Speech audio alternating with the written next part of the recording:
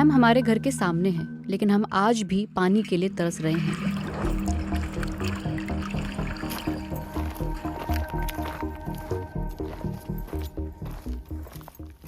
हम हुकूमत से पानी, सड़क और बुनियादी सहूलियत का मुतालबा करते हैं, लेकिन हमारी बात को संजीदगी से नहीं लिया जाता। हमारे इलाके से पानी मुंबई को सप्लाई किया जाता है, लेकिन हमें नहीं मिलता। ये महाराष्ट्र के एक गांव की कहानी है जो ऊपरी वेतरना डैम के करीब वाकई है। यही डैम मुंबई को पानी फराहम करता है, मगर उसके साए में रहने वाले लोग खुद पानी के लिए जद्दोजहद कर रहे हैं। इंडिया को आज़ाद हुए 78 बरस हो चुके हैं, लेकिन महाराष्ट्र का ये गांव आज भी सड़क जैसी बुनियादी सहूलियत से महरूम है।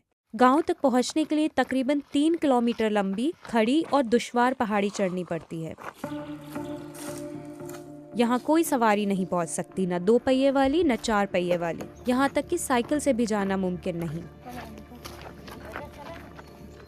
किती वर्षांपासून आप कितने अरसे से इसी तरह सफर कर रहे हैं? हम रोज ऐसे ही सफर करते हैं, सामान लेकर भी। और हामिला खवातीन भी? हम उन्हें चादर पर उठाकर ले जाते हैं। यहाँ यही सूरत हाल रही है। हमें पहाड़ी चढ़कर इस गांव तक पहुंचने में तकरीबन 2 घंटे लगे और यहाँ 325 लोग रहते हैं। दापुर मिल में पानी का सिर्फ एक कुआं है, लेकिन अब वो भी सूख चुका है। गांव वालों के मुताबिक पानी का कोई दूसरा जरिया मौजूद नहीं। यहाँ न नल है और न ही पाइपलाइन। मार्च शुरू होते ही पानी का बहरान भी शुरू हो जाता है और साथ ही पानी हासिल करने की एक जानलेवा जद्दोजहद भी। गांव से नजर आने वाले डैम तक पहुंचने के लिए लोगों को रोजाना तकरीबन 4 किलोमीटर दुश्वार पहाड़ी उतरनी पड़ती है। पुरानी चप्पलें पहने, पत्थरों और चट्टानों से भरे रास्ते पर ऐसे मोड़ों से गुजरते हुए जहां किसी भी लम्हे तवाज़ुन बिगड़ सकता है। तकरीबन 1 घंटे बाद हम भी उनके साथ डैम तक पहुंचे। सख्त गर्मी में सर पर पानी से भरा मटका उठाए वो फिर तकरीबन 4 किलोमीटर की खड़ी चढ़ाई तय करते हैं।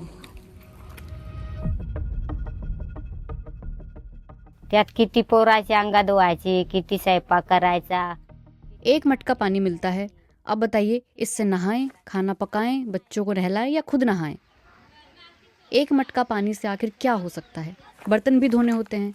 रोज इतना चलने से टांगे दर्द करती हैं। नीचे मवेशियों के लिए भी पानी नहीं है, तो वो कहाँ से पानी पिएं? जैसे तैसे गुजारा करते हैं। अब हम बूढ़े हो गए हैं और हमारे बच्चे भी बड़े हो गए हैं, लेकिन ना पानी है ना सड़क।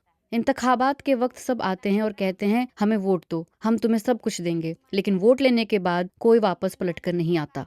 शाळा नाही आमच्या गावात, तर शाळेत जात नाही। हमारे गांव में कोई स्कूल नहीं है। स्कूल जाने से पहले हमें पानी लाना पड़ता है और घर का काम भी होता है। मेरा भी दिल करता है कि मैं पढूं, लेकिन यहाँ स्कूल ही नहीं है। दूसरे गांव जाने के लिए कोई सड़क भी नहीं है, इसीलिए यहाँ की लड़कियां तालीम हासिल नहीं कर पाती।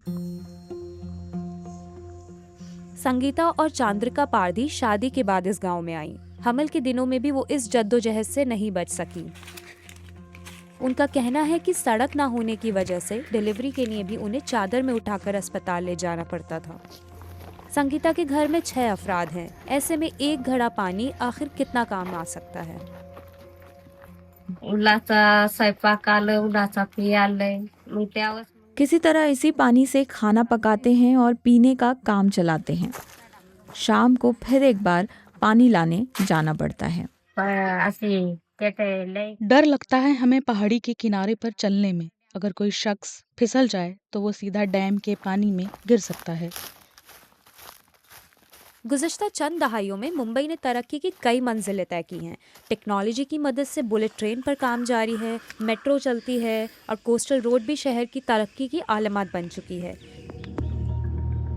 लेकिन सवाल ये है कि इस गांव से चंद किलोमीटर के फासले पर मौजूद वैतरना डैम का पानी आज तक यहाँ के लोगों तक क्यों नहीं पहुँच सका? आखिर ये नाकामी किसकी है? क्या ये यहाँ के निज़ाम और हुकूमत की नाकामी नहीं?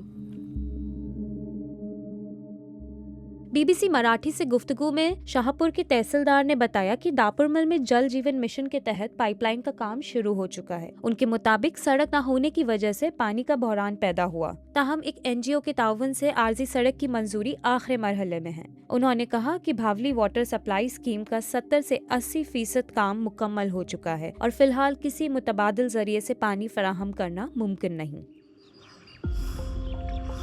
पानी दुनिया भर में एक बुनियादी इंसानी हक समझा जाता है, लेकिन दापुरमल के लोग आज तक इस हक से महरूम हैं। सवाल ये है कि पानी के इंतजार में इन लोगों को अब कितना और वक्त गुजारना पड़ेगा।